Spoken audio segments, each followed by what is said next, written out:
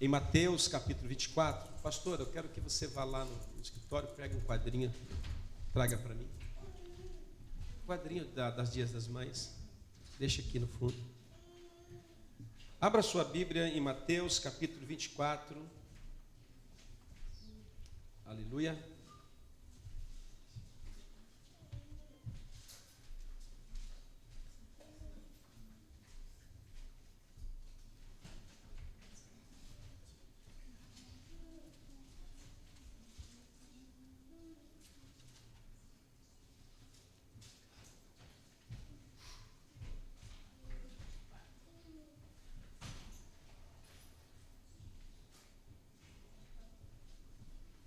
Mateus 24 e o verso 35.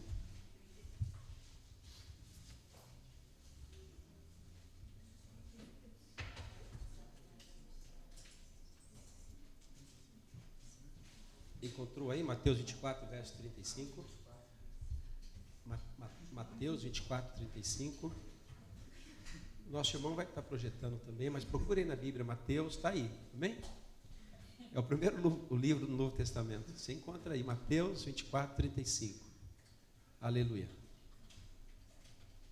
Glória a Deus. Diga para o teu irmão assim, olha, Deus não faz acepção de pessoas.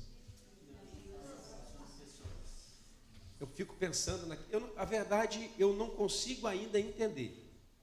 Aquele versículo que ele diz assim, aonde estiver 2 ou 3 reunidos no meu nome, eu estarei presente. Na verdade, nunca preguei nesse texto e eu nem sei muito o que é que Jesus realmente quis dizer ali. Você consegue entender? Aonde estiver 2 ou 3 reunidos no meu nome, eu estarei presente. Você sabe por que Deus está presente aqui? Não é por causa de 1, de 2, de 3 ou de meia dúzia ou de 10. Porque Ele falou que estaria. É isso que é importante. E o mais difícil nas nossas vidas, às vezes, olha só, é adorar a Deus sozinho. O mais difícil, muitas vezes, é nós sozinhos darmos a Ele louvor e adoração. Por quê? Porque nós gostamos de gente, nós gostamos de pessoas, nós gostamos de bastante pessoas. Quanto mais pessoas, melhores, não é verdade? Uma reunião com mais pessoas, melhor ainda. Mais pessoas, melhor ainda. E Deus quer isso. Só que Deus, Ele quer ensinar a cada um de nós também a adorar no pouco. A ensinar no pouco. A fazer um culto no pouco. Quando você olha para o estacionamento, você assusta e fala, nossa, onde os irmãos foram? Foram para a praia? E Deus fala assim, não, mas você não veio aqui para dar culto, irmão, você veio aqui para dar culto ao Senhor. Você veio aqui para me adorar. Você veio aqui para dar um culto racional a Deus. E isso é importante. Porque a Bíblia diz que 1, 2, 3, no meu nome reunido eu estou presente. Porque se ele falasse, onde estiver 2, 1 milhão, 2 milhões, 3 milhões reunidos no meu nome, então nós estaríamos com um grande problema. Vamos dizer amém? Diga assim, ainda bem que Jesus contou baixo. Porque se contasse aí, onde tiver 1 milhão, 2 milhões, 3 milhões no meu nome reunido, rapaz, a gente, talvez havia mais, o pessoal ia olhar assim e falar, onde que a multidão vai se encontrar? Deus, Ele está trabalhando, a Bíblia diz que Ele não dorme, Ele trabalha, Ele está trabalhando. Mas nessa caminhada, Deus está trabalhando nas nossas vidas, para ver se nós vamos permanecer firme nele, quando temos pouco, e quando temos muito. Eu tenho essa palavra para o seu coração nessa noite, que está em Mateus 24, 35, que diz assim, passará os céus e a terra, porém, as minhas palavras não hão de passar. Vamos ler bem forte? Olha aqui no telão, o que está escrito ali? Passará os céus e a terra, mas a minha palavra não passarão. Mais uma vez, passará os céus e a terra, porém as minhas palavras não passarão. Você crê nisso? Você crê que a Bíblia que você não trouxe hoje, ela é a palavra de Deus? Você crê que a Bíblia que você trouxe hoje é a palavra de Deus? Você crê que tudo que está escrito aqui é verdade? Você crê que tudo que está aqui é para você? Nós temos 365 versículos que diz que Deus vai nos livrar. Nós temos milhares e milhares de promessas na Bíblia para cada um de nós. E eu quero usar esse texto de Mateus 24, que diz que vai passar o céu. Vamos falar bem a verdade. Quando você olha para o céu e olha para a terra, você acha que isso aqui nunca vai acabar. Nós não conhecemos nem o Japão. Quem já foi em Okinawa? Quem já foi em Hokkaido? Quem já foi em Hiroshima? Quem já foi em Ogaki? Quem já foi em Fukui? Olha os praeiros aí, ó. Você está entendendo? Nós ainda não conhecemos nem o Japão, Giovanni. Agora Deus está falando, vai passar toda a terra. Mas a minha palavra não passa. Então, se Deus liberou uma palavra para nós, ela é eterna. E eu quero falar hoje, terminando aquela mensagem, o que a palavra de Deus diz é verdade e eu creio. Por quê? Que nós estamos ministrando, essa é a última ministração. Porque nós precisamos nos apropriar da palavra de Deus. Irmãos, você nem imagina o quanto eu sou acusado.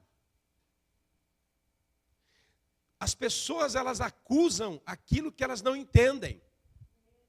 Porém, nós temos que entender que toda acusação contra nós foi paga na cruz do Calvário. Nós somos pessoas livres. O diabo, ele tenta muitas vezes acusar eu e você para tentar fazer a gente parar. Mas nós temos que nos apropriar-se da palavra de Deus. Aquilo que Deus diz a meu respeito é verdade e a palavra de Deus é eterna. E hoje eu quero trabalhar alguns pontos. Primeiro, nós precisamos crer que é pela graça que nós somos salvos. Nós não somos salvos por aquilo que fazemos. Nós não somos salvos porque somos bonitos, né, Giovanni?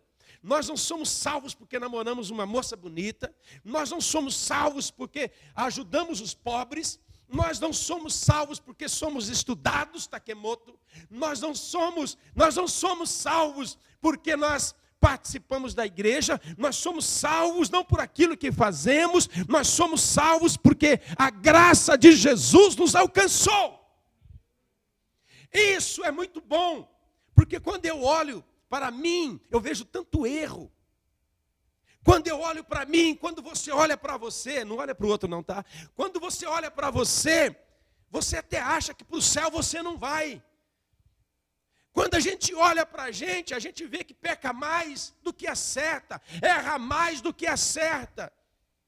É por isso que muitas pessoas não têm convicção se vai para o céu. Por quê? Porque quando você olha para você, você faz coisas mais ruins do que coisas boas. E muitas vezes, a gente olha para a gente quer se desclassificar. Mas a palavra diz que Deus nos salvou pela sua graça. Nós somos salvos pelo ato, lá na cruz do Calvário. Nós somos salvos pela obediência de Deus. Nós somos salvos porque Jesus Cristo aprendeu a obediência e foi até a morte na cruz.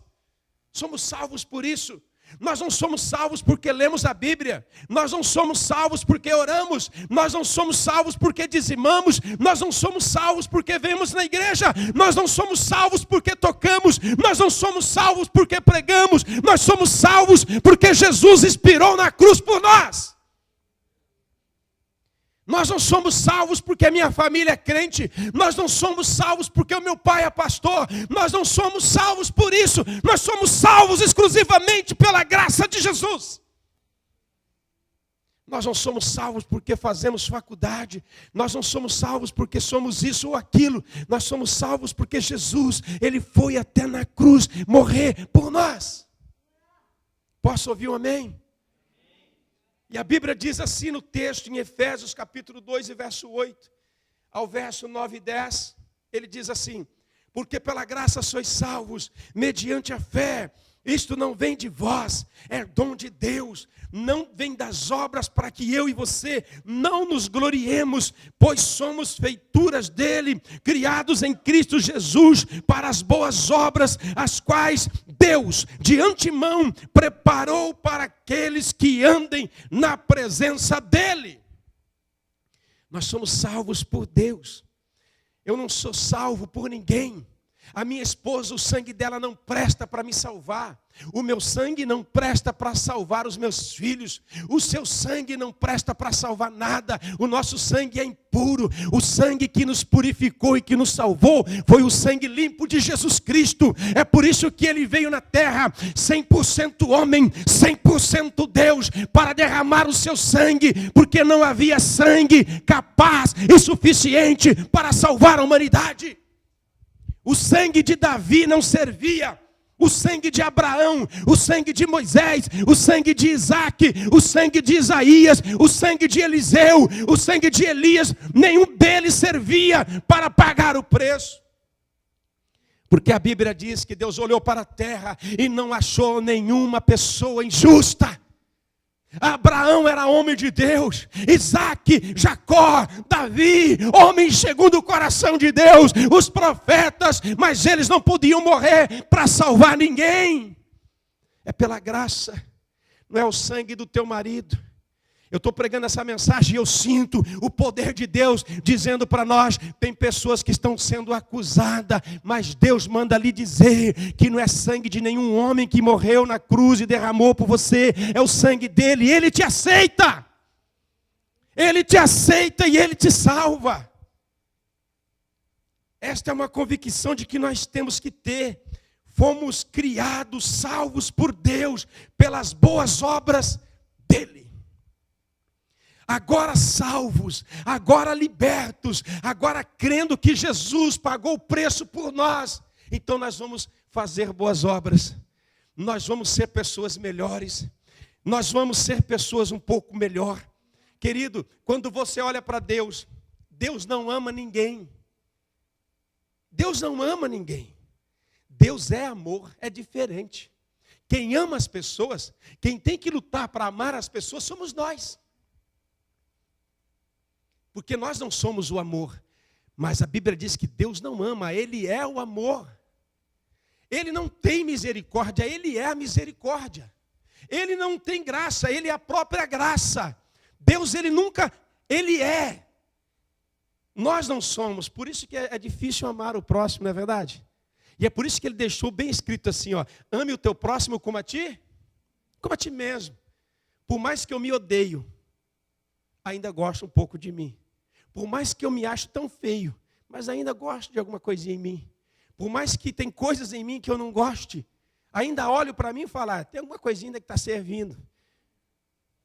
Então, quando nós olhamos para as pessoas, nós começamos agora a entender que somos salvos por Deus, que Deus é amor, que Deus é misericórdia.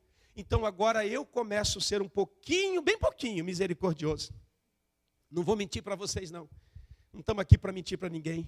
Mas agora eu começo a amar um pouquinho. É verdade. Porque a gente não ama muito, mas a gente ama um pouco, amém? Mas por quê? Porque a graça dele nos alcançou. Porque ele nos salvou. Porque o amor dele começa a habitar em nós. A graça dele começa a habitar em nós. A misericórdia dele começa a habitar em nós. Posso ouvir um amém bem forte? Uhul! Diga para o teu irmão, Deus é amor. Não espere que Ele vai ficar te amando. Ele já é o amor. Ele já morreu na cruz. Ele já se manifestou. Ele já mostrou o seu grande amor por nós na cruz. Sendo nós ainda pecadores, morreu por nós para nos salvar. E isto é motivo de brado de vitória na igreja. Diga para o teu irmão, pastor está pegando fogo, eu também quero. Aleluia! Eu acho que se não tivesse ninguém aqui, eu pregaria na mesma unção, porque quando a gente sobe aqui, queima algo dentro da gente, irmão. Precisa haver a compreensão que nós não somos salvos por aquilo que fazemos de bom, porque aquilo que fazemos de bom, por mais que seja, não vai nos salvar. Quem salva é a graça de Jesus. É aquilo que Ele fez por nós. Somos salvos por isso. Somos salvos por isso. Quando você olha para dentro de você, você vê tanto erro, que você mesmo olha e diz, meu Deus, será que Deus me ama? Não, Ele não te ama, porque Ele é amor. É o contrário. Você não precisa fazer nada para Deus te amar. Eu vou fazer muitas coisas para Deus, para Ele me amar mais. Deus não ama mais. Deus não me ama mais do que o ímpio perdido. Deus não me ama, isso que é duro, né, irmão? Deus não me ama mais do que aquele que está matando lá fora. Deus não me ama mais do que aquele que está prostituindo agora no motel. Parece injustiça, né, irmão? Mas é verdade. A Bíblia diz que Deus ama todos. O meu amor aumenta por você, se você fizer coisa boa para mim. Não é assim? Não é assim? A minha esposa diz, se você me tratar bem, ela sempre diz, se você me tratar com mais carinho, é sempre assim, né, irmão? A gente vai ter um feedback, a gente vai ter um retorninho. Mas começa a tratar alguém mal para você ver. Vai, Tiagão. A partir de hoje, fora enxu. Começa. Vai cansar de apanhar da mulher. Você está entendendo? Nós somos assim, mas Deus não. Aquele que está lá, se prostituindo, matando, Ele ama. E se arrepender, Ele salva. Agora, a diferença de você e de mim, daquela pessoa que nós já somos salvos, somos lavados, já fomos alcançados pela graça. E agora nós temos a missão de levar o Evangelho para que aqueles também possam encontrar a graça e ser salvos por ela. Amém? Diga assim para o teu irmão, Deus não me ama. Deus é amor. Amém? Não vai sair daqui e falar, o pastor Carlos falou que Deus não ama ninguém. Não é isso. É que é diferente. Eu amo pessoa, uma mais que a outra. Todos nós somos assim. Mas Deus não tem esse sentimento, Ele é o próprio amor. Ele ama o perdido. Há 30 anos atrás eu era o perdido. Há 10 anos atrás talvez você era perdida. Mas nós somos alcançados pela essa graça. Amém? Então nós somos salvos pela graça de Deus, porque a palavra eterna de Deus não muda. Você consegue pôr os versículos, filho? Segundo, a Bíblia diz, e nós temos que crer nisso. Sabe, irmão, eu sei que é difícil crer nas coisas. É difícil. Eu, por exemplo, eu não creio que o homem foi na lua. Eu não creio em tudo que vejo. Eu não creio em tudo no YouTube. Eu não creio naquilo tudo. Eu não creio nem em tudo em mim. Mas nós precisamos crer que tudo que Deus está falando é verdade. Eu sei que tudo aqui pode ser mentira aqui nessa terra. Porque aquela pessoa que diz que te ama hoje, amanhã ela te odeia. Você já viu isso? Aquela pessoa que diz para você hoje, não te deixarei, amanhã te mete um chifre. Essa terra é terra dos perdidos. Por isso que Deus veio salvar a gente, irmão. Aquele que diz que será o seu guarda-costas, ninguém te tocará, amanhã ele te dá uma facada. E tudo isso milita contra a nossa fé. Mas nós temos que crer que Deus é verdade. E que a palavra dele é verdade. E se a palavra dele diz que ele habita em nós, ele está melhorando a gente. Ele está melhorando a gente. Nós somos pessoas melhoradas pelo poder de Deus. Nós somos pessoas que estamos melhorando dia a dia, de glória em glória. Nós estamos sendo transformados pelo amor de Deus. De glória em glória, de dia em dia, pela graça que nos alcançou, nós estamos crescendo na fé, na esperança, no amor, na sinceridade, na verdade. Você vai encontrar na igreja gente verdadeira, gente que falará para você assim, eu não te deixarei e não te deixará mesmo. Mas também você encontrará pessoas que te deixarão. Mas Cristo jamais nos deixará. Posso ouvir um amém? Então nós temos que crer. Crer mais no quê? Que Cristo, em Cristo Jesus, eu tenho certeza da salvação garantida. Sabe, eu não preciso vir na igreja para ser salvo. Ao contrário, é porque eu sou salvo que venho na igreja. Eu não preciso ler a Bíblia para ser salvo. Eu leio a Bíblia porque eu sou salvo, amém? Eu não preciso me batizar para ser salvo, porque eu vou batizar porque eu já sou salvo. E Deus, Ele quer que eu e você tenhamos certeza que eu e você, nós iremos para o céu. Por quê? Porque a palavra dele diz. Não é por aquilo que eu faço. Se nós encontramos Jesus, se nós já temos a Jesus, todo pecado que nós cometemos como acidente, nós vamos pedir perdão. E Deus vai nos perdoar. Então, olha o texto em João, no Evangelho de João, capítulo 10. João, capítulo 10, e versículo 27. Ao 28 vai dizer assim. Consegue aí, Sadal? Isso. Se você tiver dificuldade aí na sua Bíblia, olha para o texto aqui, tá? Em João capítulo 10, versículo 27 e 28. Em verdade vos digo, que quem ouve a minha palavra, você tem ouvido a palavra de Deus? Você tem ouvido a palavra de Deus? Não, vocês não estão entendendo. Vocês têm ouvido a palavra de Deus? Tem? Ah, aleluia. Pensei que não estava ouvindo. Em verdade, vos digo, que aqueles que ouvem a minha palavra e crê, você tem crido nela? Tem? E crê naquele que me enviou, tem a vida eterna. E não entrará em juízo, mas passou da morte para a vida.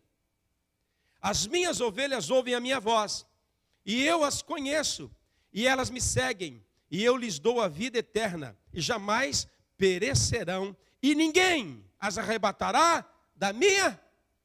Ninguém. Ninguém vai tirar você das mãos de Deus. Ah, pastor, mas aquele irmão também era crente, ele desviou. Ninguém vai tirar essas vidas da mão de Deus. Nós não estamos num jogo de futebol. O time de Deus e o time do capeta.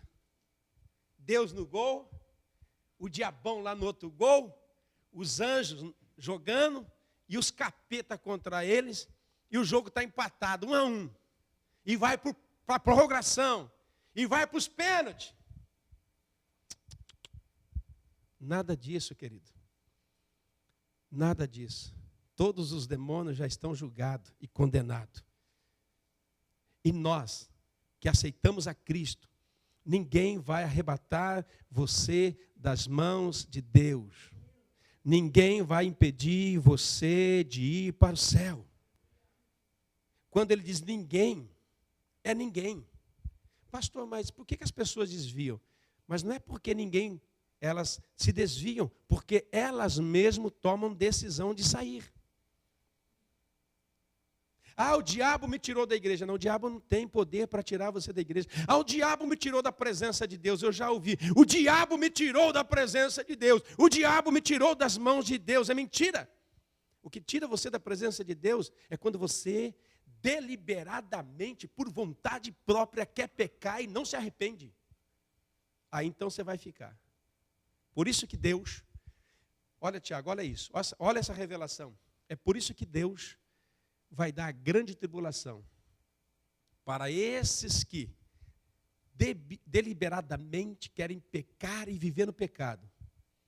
Entre na grande tribulação e ainda se arrependa. Isso é misericórdia de Deus.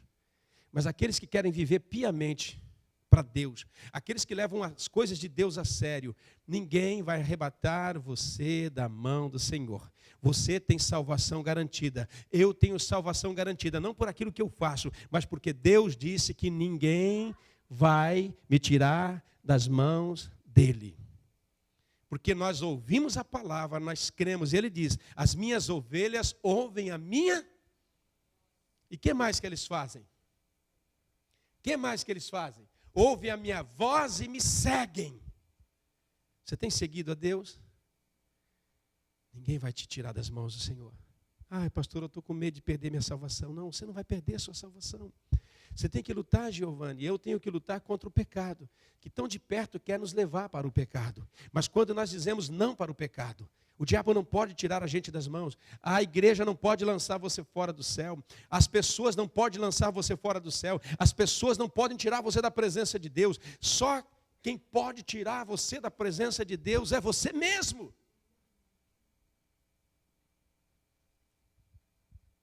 Quando deliberadamente eu resolvo pecar e viver no pecado. Precisamos crer nisso. Precisamos confiar nisso. A palavra de Deus é eterna. E Ele está dizendo, olha, as minhas ovelhas ouvem as minhas vozes, e eu as conheço, e elas me seguem, e eu lhes dou a vida eterna, e jamais perecerão, e ninguém vai arrebatá-las da minha mão. Aleluia. Aleluia. Nós estamos seguros.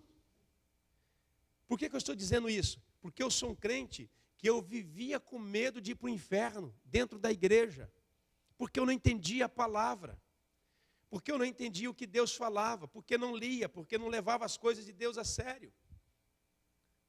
Mas hoje, entendendo a palavra, eu venho aqui diante de Deus e diante da igreja, dizer que se você levar as coisas de Deus a sério, se você não retroceder na sua fé, ninguém pode tirar da presença de Deus. Eu saí da igreja, eu saí da presença de Deus porque o pastor é brucutu. Não, brucutu não te tira da presença de Deus. Eu saí da igreja porque a missionária ficou brava comigo. Não, você não sai da presença de Deus porque a missionária ficou brava com você. A gente sai porque a gente quer. Mas se você não quiser, e se você quiser permanecer firme, Deus diz, ninguém vai arrebatar das minhas mãos. Satanás pode lutar, Satanás pode pelejar, mas ninguém vai arrebatar você das mãos de Deus, porque Ele é Deus, Ele é todo-poderoso. Terceiro, olha só, vamos correr. Precisamos crer nisso que eu vou falar. Em Cristo, eu tenho uma vida abundante e plena em todos os sentidos. Está na Bíblia. No mesmo Evangelho de João, capítulo 10 e verso 10. Olha só o que está escrito. Eu vim para que tenhais vida, e vida em abundância. Vida plena significa viver a plenitude do amor, plenitude do perdão, plenitude de paz, plenitude de alegria, plenitude de fé, plenitude de bondade, plenitude de graça, plenitude de poder e plenitude de perseverança. Ele diz que veio te dar vida em abundância. Então, a alegria que eu sinto não é por aquilo que eu tenho ou por aquilo que eu não tenho. Eu tenho alegria porque Deus habita em mim. Então Deus, Ele quer que nós aprendamos a viver uma vida abundante. Pastor, mas eu estou comendo ovo com arroz e feijão em casa. Isso é uma abundância. Isso é uma abundância. Pastor, eu não estou comendo nem feijão e nem ovo, é só arroz. Aleluia, dá graça em tudo, nós precisamos aprender. Você vai lá no Nordeste, nós estamos com programação de comprar uma van para o Nordeste, e para fazer lá no Nordeste, cada igreja Batista Vida Plena, fazer um poço artesiano lá no Nordeste, em frente de cada igreja, para que os irmãos possam ter água. E também a igreja, a partir da igreja, fornecer água para a população. Você sabe o que é não ter água para lavar a mão? Você sabe o que é isso? Não ter água para cozinhar. Você sabe o que é ver o animal morrer de sede? Está lá os nossos irmãos lá no deserto brasileiro. Mas você vai lá, você encontra louvor. Você vai lá, você encontra adoração. Você vai lá, você encontra pessoas fiéis. Você vai lá, você encontra a pessoa cheia de poder. Você vai lá, você encontra a pessoa vivendo uma vida abundante, montado num jegue. A vida abundante que Deus está nos oferecendo não é porque temos ou não temos, ou deixamos de ter, é porque Ele habita em nós. Sei que hoje eu comi carne no almoço, mas a semana que vem, de repente, não tem. Mas a vida abundante que nós temos é Deus habitando dentro de nós. Aleluia! E aprender em tudo, dar graças a Ele. Louvado seja o nome dEle. Nós precisamos crer nisso, isso é palavra eterna. Ter vida abundante. Eu não comprei o carro. Você já viu aquele crente? Não comprei o carro que eu queria, estou tão triste. Estou duro essa semana, sem dinheiro. Meu Deus do céu, que miséria. Eu não estou falando que não ter um pouquinho vai deixar a gente muito alegre. Mas a alegria que nós temos não é por aquilo que vem de fora, é por aquilo que está dentro de nós. Amém? Amém? É por aquilo que está dentro de nós. Deus está em nós, a vida abundante de Deus habita em nós. Eu poderia cantar louvor, tirar a oferta e falar, irmãos, hoje nós vamos terminar mais cedo, vamos embora. Porque quando eu vi um pouquinho de gente está vindo para a igreja, eu falei, não vou nem pregar hoje. Vou dar uma testemunha aí, vamos embora, né? Mas nós estamos pregando com igreja cheia, igreja vazia, porque nós temos a vida abundante de Deus. Amém? E se fosse Jesus, como eu já tenho dito, Jesus atravessou um mar tribuloso para pregar e salvar e libertar um gadareno. Jesus era o homem das multidões, mas era o homem que deixava a multidão e ia atrás de um perdido. Jesus era o homem que arrebanhava multidões, mas ele deixava 99 e ia buscar uma perdida. Amém? E por que estamos aqui? Porque a vida abundante de Deus está em nós. Quarto, precisamos crer. Estou unido com Cristo. Sou um com Ele. A Bíblia diz em 1 Coríntios capítulo 6 e o verso de número 17. Amém? A Bíblia vai dizer assim: mas aquele que se une ao Senhor é um Espírito com Ele. Olha só o outro texto que eu quero ler com você. Em João, o Evangelho de João, capítulo 17, e o versículo de número 20 e o versículo de número 23. Não rogo somente por estes, mas também por aqueles que vão vir a crer em mim, por intermédio da sua palavra, a fim de que todos sejam um. E como és tu, ó Pai, em mim, e eu em ti, também sejam eles em nós, para que o mundo creia que tu me enviaste, e eu lhe tenho transmitido a glória que me tens dado, para que sejam um, como nós somos um, eu neles e tu em mim, a fim de que sejam aperfeiçoados na unidade, para que o mundo conheça que tu me enviaste, e eu os amei, eu os amaste, como também amaste a mim. Jesus Cristo, em João capítulo de número 20, capítulo 17, verso 20 a 23, ele está fazendo uma oração. Ele está orando e dizendo: Deus, Pai, como o Senhor é em mim e eu sou no Senhor, eu quero orar não só por esses que estão aqui nesta época, eu quero orar por aqueles que estarão em Comac, eu quero orar por aqueles que estarão no século 21, eu quero orar por aqueles, Senhor, e eu quero orar para que eles sejam um, para que eu esteja nele, para que eles estejam em mim, e nós sejamos aperfeiçoados na unidade. Deus habita dentro de você, e Ele é um com você, e você é um com Ele. Isso é importante, você ter plena convicção disso. Diga para o teu irmão assim, ó, na mesma unção do pastor que está pregando, eu vou ouvir na mesma unção.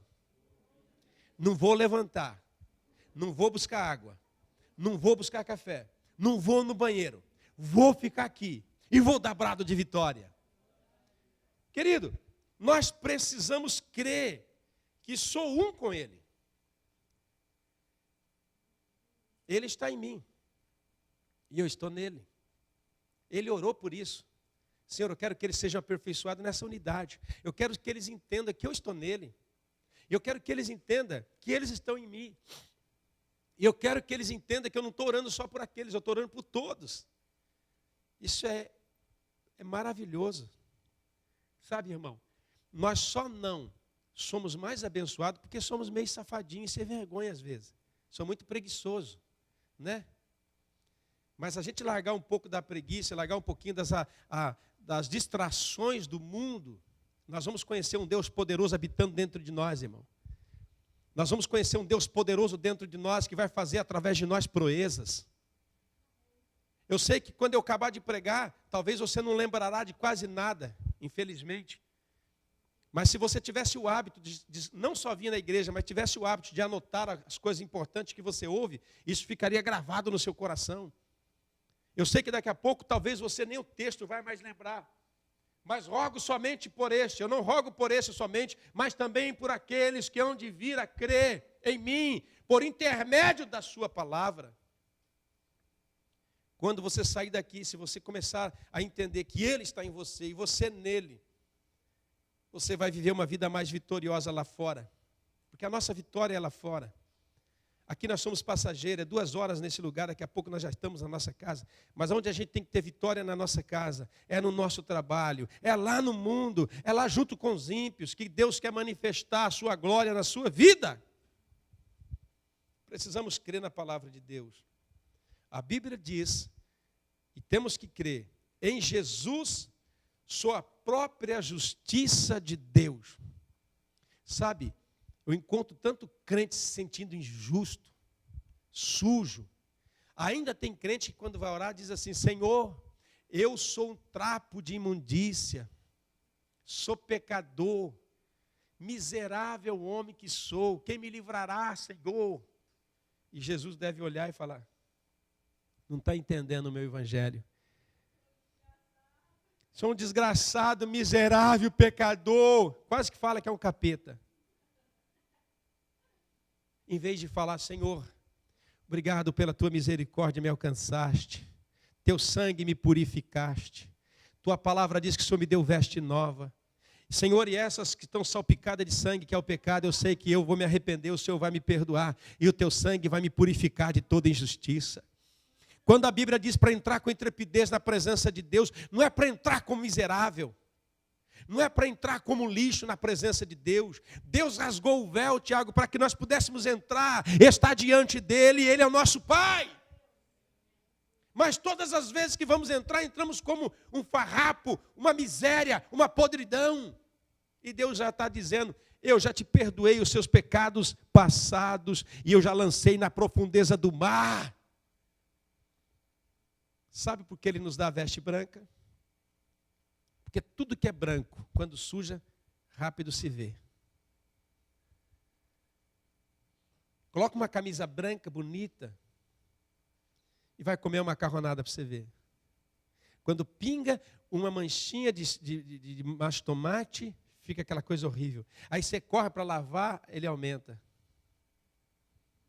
Então Deus te deu roupa branca. Sabe por quê que você tem uma roupa branca espiritual? Para que quando você pecar, você possa olhar e falar: pequei. Minha roupa está suja, Senhor. Me perdoa. Eu pequei contra o meu marido, contra a minha esposa. Eu pequei contra os meus filhos, eu pequei contra as pessoas. Me perdoa. E a Bíblia diz que o sangue que é vermelho, ele deixa a roupa mais vermelha como pura, branca como a neve. Porque o sangue de Jesus tem poder.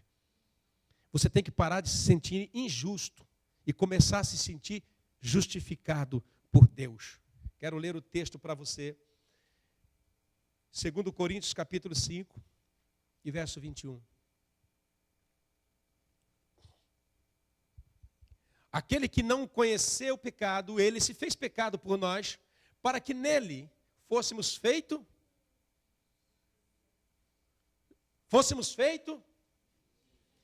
justiça de Deus. Nós temos que entender, querido, que Deus nos justificou. Que direito, olha só, vou ler outro versículo para você.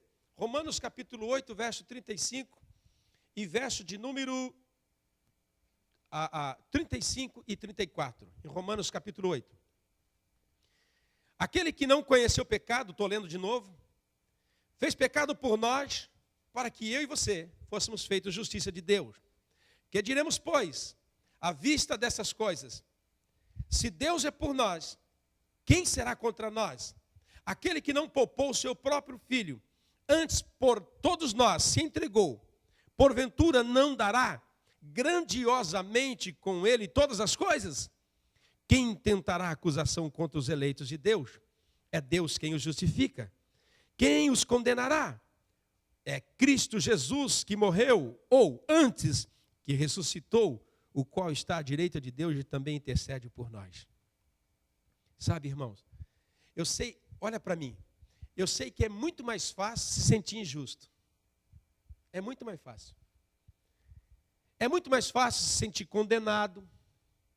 É muito mais fácil se sentir feio. Você quer ver? Você olha para uma menina dessa aqui e fala, você está bonita, ela fica vermelha. Porque elas não crê. Agora, Giovanni, sai daqui e fala para sua namorada, você é feia. Ela vai crer. Nossa, Gi. Magoou. Quando alguém fala, pastor, o senhor está bonito, eu fico assim, será mesmo? A gente tem mais facilidade de crer naquilo que não é verdade. Porque você não é bonito porque as pessoas te acham bonito. Você é bonito porque Deus te fez. Amém? Ah, pastor, mas o senhor não tem cabelo, e aí? Mas tem cabeça. Agora, se eu não tivesse cabeça, estava feio. Amém? Alguém falou para mim, pastor, o senhor vai no Brasil em setembro? Estou querendo. Por que o senhor não põe uma peruca? Eu falei, não, vou ficar assim mesmo. Se nascesse cabelo, eu até queria, mas peruca não. Mas porque o senhor gosta de não ter cabelo? Eu falei, não gosto, mas eu não tenho. Mas o mais importante eu tenho, cabeça. O que é mais importante, o cabelo ou a cabeça? Cabeça. Então dá um glória a Deus. Então nós não somos bonitos porque as pessoas acham que nós somos bonitos. Nós somos bonitos porque Deus nos fez. Eu sei que tem uns que estão fora de forma. Mas Deus nos fez. Eu sei que às vezes é fácil crer.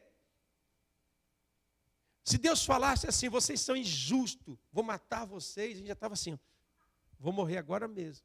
Mas Jesus está falando, olha, vocês são justiça de Deus. Eu morri para justificar vocês. Diante do diabo, Tiago. O diabo era o nosso cobrador. Era aquele que nos julgava. Era aquele que nos condenava. Mas Jesus diz, na minha morte, na minha ressurreição, eles são justos em mim. E a Bíblia continua dizendo, quem tentará a condenação é Cristo Jesus, que morreu por nós, antes que ressuscitou, o qual está à direita de Deus, e também intercede por nós. Aonde ele intercede por nós? Ele está à direita do Pai. Então, quando Deus, Pai, olha para a terra, ele tem um óculos chamado Jesus. Quando Jesus vai olhar para você, Tiago, é por isso que a Bíblia diz que nós não somos consumidos. Sabe aquelas pessoas lá no mundo que tira sarro de Jesus? Eu estava vendo agora recentemente, colocaram uma estátua de Jesus e uma mulher sentada em cima dele, assim, quem viu? É, blasfêmio, né, irmão? Não é blasfêmio porque aquela estátua não é Jesus. Mas sabe por que Deus não torra todo mundo nessa terra? Porque é verdade, irmão. A igreja podia subir e Deus torrar todo mundo. Sabe por que não faz isso? Deus Pai? Porque quando Ele vai olhar para a gente, Ele olha para o Filho. E o Filho diz, Pai, eu estou intercedendo por eles. Muitos deles vão se salvar. Muitos deles vão se salvar. Muitos deles vão se encontrar. Até para os bolsonaristas, que são tudo perdidos sem Cristo. Meus irmãos, vamos levar a sério, deixa a PT de lado. Aquele Lula que roubou o mundo todo, se ele se arrepender na cadeia, você não perdoa, mas Deus o perdoa. Sabe, se nós fôssemos menos corintianos e orássemos mais pelas pessoas, as coisas mudariam. A igreja quer enfiar políticos, crentes, dentro da política. Mas a igreja não quer orar pelos políticos. Por isso que o Brasil está no pé que está. Porque os crentes que entram se corrompem. E os crentes que não se entram não oram e não intercedem. Alguém disse para mim, o senhor é corintiano, nem São Paulino, nem santista, coisa nenhuma. Eu sou de Cristo. Quando a gente se converte, a gente não pode tomar parte de nada, a gente tem que começar a pôr o joelho no chão e orar pelas pessoas. Se nós tivéssemos orado mais pelo Lula, talvez ele teria sido um melhor presidente. Talvez se orássemos pela Dilma, em vez de tirar sarro das prosas dela, aprisionar vento, armazenar vento, as loucuras que ela falava, mas a gente dava risada. E eles estão roubando o Brasil. Deus está falando que você é a justiça dele, ele justificou você. Ele morreu para te justificar, você é uma pessoa justa, diante dos olhos de Satanás, diante dos olhos do demônio. Quando eles olham para você, ele não vê uma perdida, vê uma pessoa justa, uma pessoa lavada, remida pelo sangue do Cordeiro. Tenho 10 pontos. Tenho mais 4 pontos para conversar com você, eu queria que você gravasse isso. A Bíblia diz assim, e nós precisamos crer, em Cristo eu tenho a mente de Cristo. Sabe, irmãos, nós precisamos nos apoderar mais dessa palavra. Olha só o texto que eu quero ler para vocês, em 1 Coríntios, capítulo 2 e verso 16. Pois quem conheceu a mente do Senhor,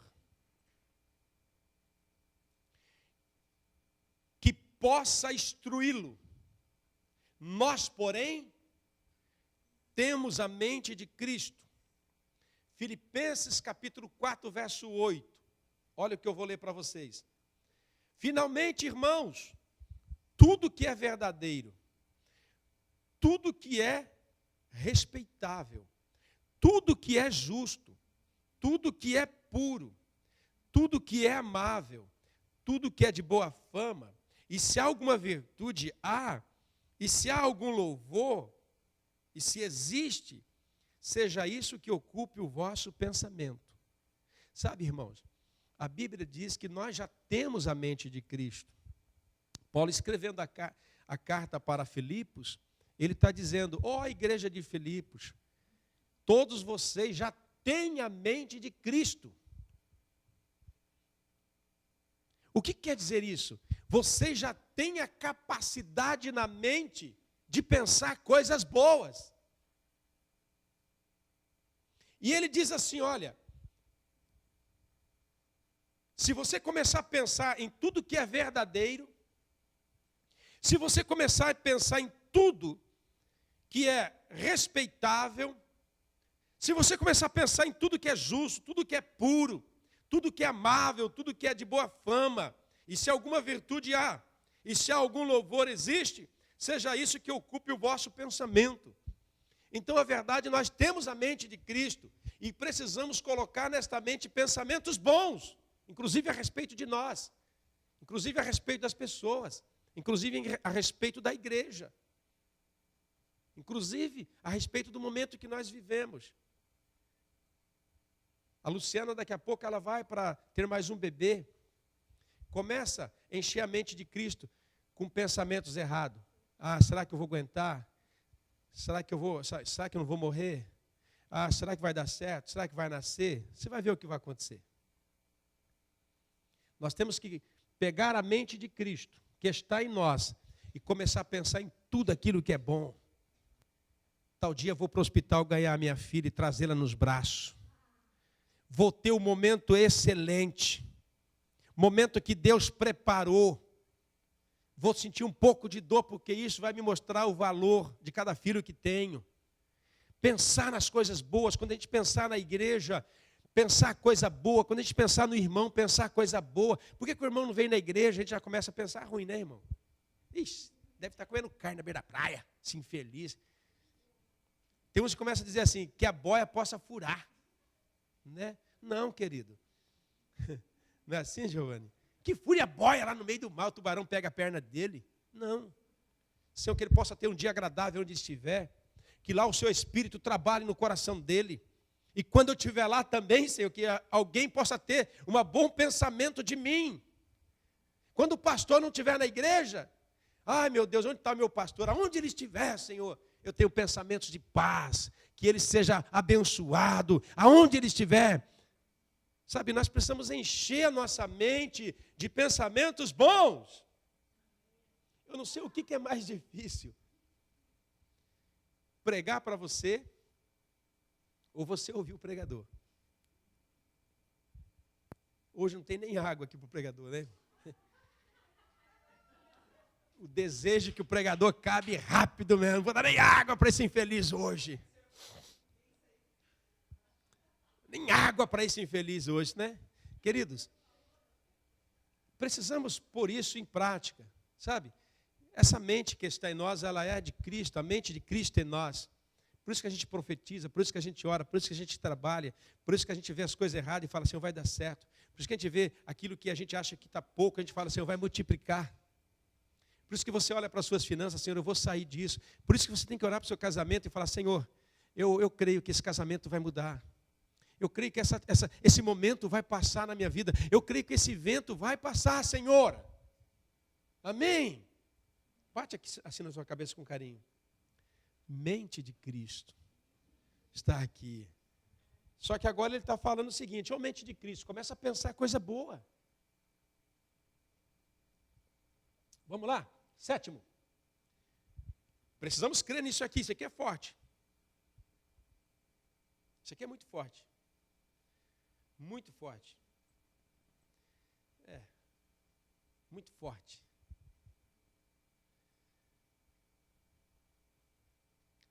É por isso que Jesus disse assim, olha, eu sou cabeça da minha igreja. E eu dou para ela os meus pensamentos. É por isso que eu tenho pensamento de paz com esse povo.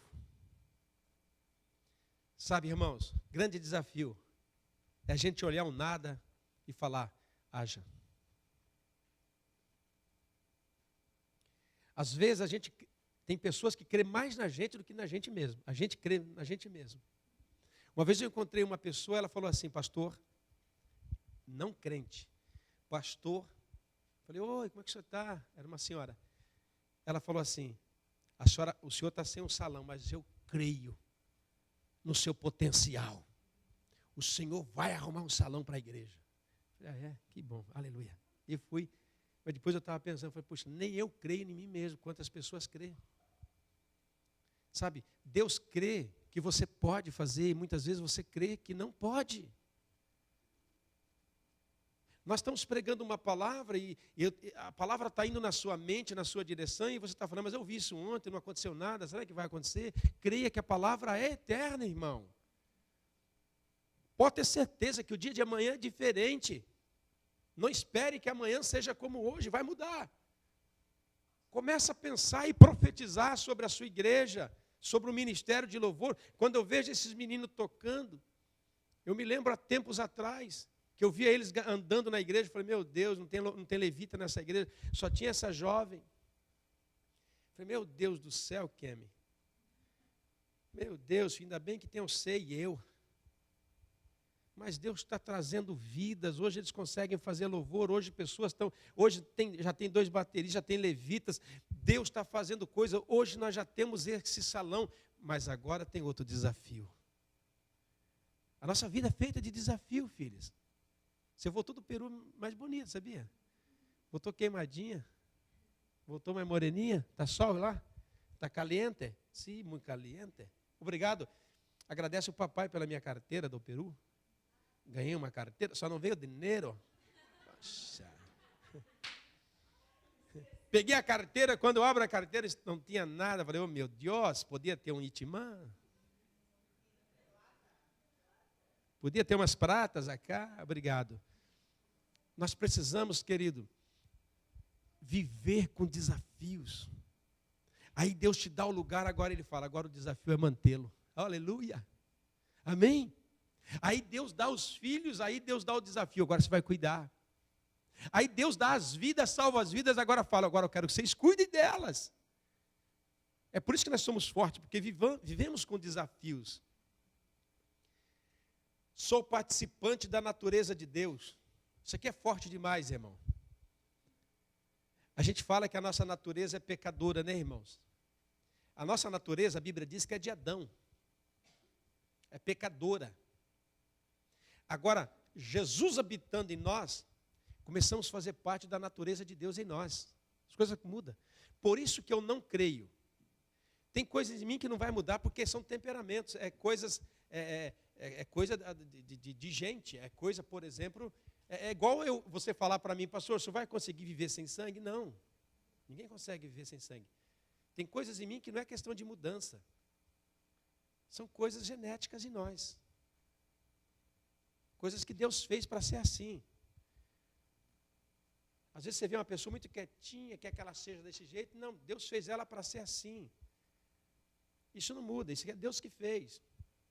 Mas agora o que precisa mudar são coisas ruins que nós acostumamos a fazer. Isso precisa mudar. Então Deus em nós está distribuindo em nós a natureza dele é santa. Então por isso que tem que haver mudança. Aquele que matava não mata mais, aquele que roubava não rouba mais, aquele que xingava não xinga mais, aquele que se prostituía não prostitui mais, aquele que mentia não mente mais. Porque a natureza de Deus está dentro de nós. Eu não trocaria, eu, Carlos, não trocaria de personalidade com a minha esposa. Eu morreria com a personalidade dela. Eu morreria. E se ela pegasse a minha personalidade, se enforcaria. Por quê? Porque Deus fez ela daquele jeito e eu desse jeito e você desse jeito. E esse jeito não vai mudar. Mas a natureza pecaminosa, ela sai. Porque a natureza de Deus está habitando dentro de nós. Está no texto, segundo Pedro. Segundo Pedro, capítulo 1. E o verso 4. Estamos chegando ao fim, amém? Pelas quais nos têm sido doadas as suas preciosas e muito grandes promessas, para que por elas vos tornei participante da natureza divina, livrando-vos da corrupção das paixões que há no mundo. Deus está falando para nós, olha, vocês têm uma promessa, vocês são participantes da minha natureza divina, para livrar vocês das corrupções e das paixões que há no mundo. Deus está falando o seguinte, Samuel, a minha natureza está em você, para livrar você da corrupção, do pecado, do roubo, e para nós nos tornarmos santos, separados para Deus. Colossenses capítulo 1, e verso de número 27. Olha o que o texto diz. As quais Deus quis dar a conhecer qual seja a riqueza da glória deste mistério entre os gentios, isto é, Cristo em nós, esperança da glória. Ah, meus irmãos, Deus habitando dentro de nós é uma esperança. Se vocês me conhecessem há 30 anos atrás, falariam, meu Deus, que mudança. Porém, quando eu olho para o meu futuro, eu digo, nossa, quanto eu tenho que ainda mudar. É por isso que Deus, quando voltar para buscar a igreja, Ele não vai querer levar esse corpo, Ele vai transformar num corpo de glória, porque nós chegaremos lá em perfeito estado diante de Deus. A natureza de Deus está dentro da gente. E a gente precisa começar a se apropriar disso. Nós precisamos começar a tomar posse disso. Quando a gente começar a querer brigar, a gente olhar para a gente e falar, eu tenho a natureza de Deus, eu não posso fazer isso. Amém? A Bíblia diz, eu quero crer nisso. Amém? Tenho a paz de Deus que excede todo entendimento. Eu tenho a paz de Deus que excede todo entendimento. Eu tenho a paz. Ai, pastor, eu estou tão sem paz nesta vida. Está tanta confusão dentro de mim. Você não está entendendo, você já tem a paz. Você tem que parar de se confundir. Você tem que parar de comprar fiado no cartão de crédito, porque se confunde mesmo. Tira a paz, dia 10, né, irmã? Vem um papel assim, bem bonito para você, dizendo assim, dia 10, você tem que pagar 150 mil. Você fala, nossa, Jeová dos crentes. Isso não tira a paz, dá uma confusão terrível na gente. E a gente vai no banco, vê quanto tem, chega lá, 320 ienes. Você fala, misericórdia, irmã. Mas isso não tira a tua paz, porque a paz está dentro de você. Agora, com essa paz de Deus, se a gente começar a arrumar as coisas aqui fora, você vai ver que vidão que a gente vai viver. Amém? Amém ou não amém? Amém. Aleluia! Precisamos crer nisso, irmão. Crer no quê? Eu tenho a paz de Deus, que excede todo entendimento. Filipenses 4:7.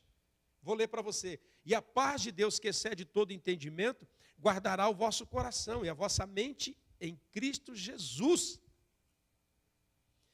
Em Isaías capítulo 9, verso 6 diz, porque o menino nos nasceu, Um filho se nos deu. O governo está sobre os seus ombros. E o seu nome será maravilhoso, conselheiro, Deus forte, Pai da eternidade, príncipe da paz. Ele está dentro da gente, nós já temos paz, querido. Agora, paz não falta. Agora o problema são as confusões que nós arrumamos aqui fora. A gente compra sem ter dinheiro. A gente ganha pouco às vezes. A gente rouba a Deus de vez em quando, não dando dízimo. E outras confusões. Mas se nós olharmos aqui fora, com a paz de Deus dentro de nós, começarmos a dizimar direitinho, a comprar só o que dá, a viver com o salário que a gente tem. Mas a gente quer uma casa. Né? Eu quero comprar uma casa no Japão. Quero uma casa de 20 milhões. Aí você financia em 30 anos. Aí você começa a fazer a casa, aí fez a casa. Aí você quer um carro novo, aí você põe no financiamento. De 20 foi para 25. Aí você manda fazer toda a externa da casa. De 25 foi para 30. Aí você manda pôr o teto solar, de 30 foi para 35. Aí você acha que está abafando. Aleluia, glória a Deus. Aí o zangueô cai. Aí a mulher fica doente e sai do serviço. Você ganhava 400, você ganhava 300, a mulher mais 200 são 500. Agora saiu 200, você está ganhando 200. E a parcela está aqui, 130 conto todo mês. Para quem ganha 200, paga 130, já foi. Você está entendendo? Então você tem que tomar cuidado. Vai comprar uma casa? Compra o que dá para pôr no bolso. Se não entra no bolso, não dá. Por isso que a carteira que seu pai me deu é pequena, porque é para entrar pouco dinheiro. É igual a carteira do Brasil, é pequena. Entra pouco dinheiro. Então nós temos que ter isso em mente. Vai comprar um carro, não adianta comprar um Land Rover, 16 cilindros. Você não é dono de posto, você não é filho do Lula, para manter um carro desse. Melhor andar de mira, chapa amarela, andar com muita paz e de bike. Então, nós temos a paz dentro de nós. Precisamos cuidar das confusões externas.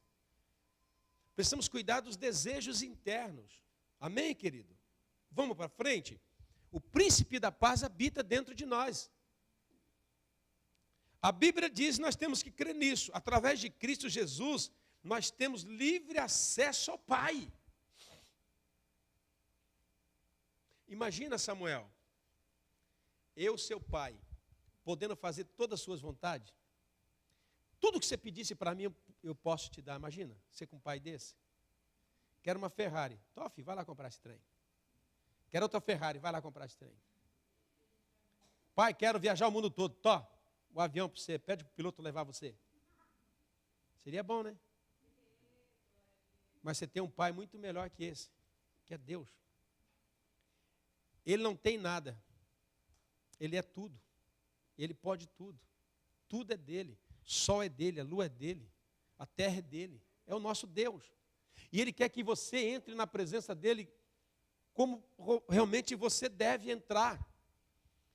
Como? Nós temos livre acesso ao Pai. Efésios capítulo 2 e verso 18 diz assim: porque por Ele ambos temos acesso ao Pai em um Espírito. Tendo, pois, irmãos, intrepidez para entrar no Santo do Santo, pelo sangue de Jesus, pelo novo e vivo caminho que Ele nos consagrou pelo véu, isto é, pela carne, e tem o grande sacerdote sobre a casa de Deus. Aproximemo-nos com sincero coração e plena certeza de fé, tendo o coração purificado das más consciências e lavado o corpo com água pura. Guardemos firme a confissão da esperança, sem vacilar, pois quem fez a promessa é fiel para cumprir. Nós temos livre acesso a Deus. Sabe, irmãos, a gente precisa parar um pouquinho de crer mais nos homens do que em Deus, sabe? Para entrar no meu escritório, eu quero que bate na porta, amém? Pam, pam, não é assim? Para entrar na sua casa, aperta a campainha, não é assim? Mas com Deus você tem livre acesso, não tem porta. Não tem campainha, não precisa bater. Você pode chegar e falar: Pai, eu estou aqui porque o Senhor disse que eu tenho livre acesso diante do Senhor. Senhor, olha a minha situação, olha a minha causa. Me ajuda, Senhor, nisso. Me protege nisso. Senhor, a igreja é sua. Nos dá condições de manter isso, de fazer aquilo. Nos dá condição, Senhor, de avançar naquilo que o Senhor quer que avancemos. Temos livre acesso a Deus. Lá na sua casa, lá no seu trabalho, onde você estiver, você pode entrar nessa presença. É isso que Jesus disse para a samaritana: haverão dias que todos me adorarão em espírito e em verdade. Não terá mais essa, adorar em Jerusalém ou em Samaria. Vocês me adorarão em espírito e em verdade. Aonde vocês estiverem, vocês terão liberdade de entrar na presença do Pai. Porque eu vou rasgar o véu da separação que há entre Deus e vocês. Entrar com coragem. Parar de ficar com temor. Eu não sei se eu vou casar, se eu vou entrar na presença de Deus e falar: Deus, tudo aquilo que o Senhor tem para mim na terra eu tomo posse. Eu aceito, eu pego, é meu. E para nós terminarmos, amém? Precisamos crer nisso. Fui gerado, nascido do Espírito Santo. Em Cristo Jesus, recebi poder do Espírito Santo. Jó, capítulo 33 e verso 4. Olha só o que diz o nosso irmão Jó. Respondeu: o Espírito de Deus me fez, e o sopro do Todo-Poderoso me dá vida. Olha só, Jó não tinha Bíblia. Amém? Jó não ia na igreja como eu e você. E ele está lá, ele diz assim, o que ele diz? Por quê? O irmão está lá. Ele diz assim, ele diz desse jeito, deixa eu ver aqui. O Espírito de Deus me fez, e o sopro do Todo-Poderoso me dá vida. O que Jó está falando? Ele não lia a Bíblia, ele não leu o Novo Testamento. Ele está dizendo: Deus me deu, foi Ele que me fez no ventre, foi Ele que me formou, foi Ele que me plasmou, foi Ele que me fez, e o sopro dele me dá vida. Sabe, irmãos, nós precisamos crer nisso, que nós somos nascidos do Espírito Santo. É isso que Jesus vai falar para Nicodemos. Nicodemos, aquele que nasce da carne e do sangue é carne. Mas aquele que nasce da água e do Espírito, é do Espírito, é de Deus. Deus fez um novo nascimento em nós. Nós fomos nascidos pelo Espírito Santo. O Espírito Santo habita em nós e Ele nos dá poder. No Evangelho de João, capítulo 3, versículo de número 5 ao versículo de número 8, a Bíblia vai dizer assim: respondeu Jesus: em verdade eu te digo, que quem não nascer da água e do Espírito não pode entrar no reino de Deus. O que é nascido da carne é carne, o que é nascido do Espírito é Espírito. Não te admireis de ter dito isso. Importa-vos nascer de novo. O vento sopra para onde quer, ouve a sua voz, mas não sabe para onde vem e nem para onde vai. Assim é todo aquele que é nascido do Espírito. Atos capítulo 1 e verso 8. Mas recebereis poder ao descer sobre vós o Espírito Santo, e sereis minhas testemunhas tanto em Jerusalém, como em toda a Judéia, Samaria, com o fim da terra. O Espírito do Senhor está sobre mim. Diz o capítulo 4, verso 18 a 19 de Lucas. O Espírito do Senhor está sobre mim, pelo que Ele me ungiu, para evangelizar os pobres, e Ele me enviou para proclamar libertação aos cativos e a restauração à vista aos cegos, e para pôr em liberdade quem? Para pôr em liberdade quem? Para pôr em liberdade quem? Quem mais? Os cativos, aqueles que estão presos. Acabou bem na hora. Nós precisamos crer que nós somos nascidos do Espírito Santo e que temos poder do Espírito Santo. Vamos colocar em pé. Vamos orar. Essa mensagem será reproduzida pelos líderes de célula lá na sua célula. Sexta-feira, os líderes